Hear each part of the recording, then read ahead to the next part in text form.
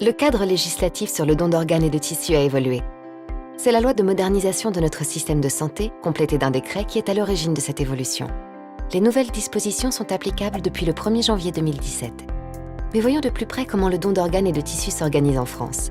Les grands principes fondateurs régissant le don d'organes et de tissus ne changent pas. Le don reste anonyme et gratuit. La loi fait de chaque citoyen un donneur d'organes et de tissus présumé après sa mort. C'est ce qu'on appelle le consentement présumé. On peut s'y opposer ou changer d'avis à tout moment.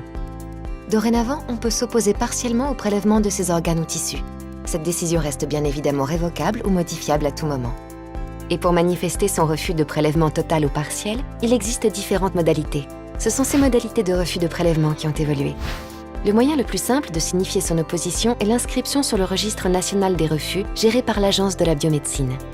Soit directement sur le site registre-national-des-refus.fr, soit en renvoyant un formulaire d'inscription téléchargé sur ce même site, soit en rédigeant sa demande sur papier libre et en l'envoyant à l'Agence de la biomédecine. On peut également exprimer son refus par écrit et confier ce document à un proche. Ce proche pourra ainsi le transmettre à l'équipe médicale en cas de décès permettant d'envisager un prélèvement. Enfin, on peut aussi faire savoir son opposition de vive voix à ses proches. Dans ce cas, une retranscription écrite mentionnant les circonstances de l'expression du refus devra être faite par les proches ou l'équipe médicale. Elle devra ensuite être signée par chacun. Pour résumer, dans la pratique, au moment d'un décès permettant d'envisager un prélèvement, les coordinations hospitalières de prélèvement vont dans un premier temps consulter obligatoirement le registre national des refus. Si le nom du défunt y figure, tout s'arrête.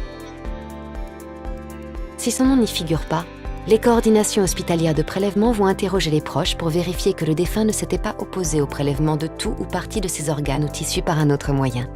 Les modalités de cet entretien ont été définies dans les nouvelles dispositions législatives et réglementaires. Que ce soit une opposition écrite ou orale exprimée de son vivant par le défunt à ses proches, le document attestant de ce témoignage devra être conservé dans le dossier médical du défunt. Nous sommes donc tous donneurs, sauf si nous faisons savoir que nous ne voulons pas être donneurs. Pour plus d'informations, dondorganes.fr. Don d'organes et de tissus, tous concernés.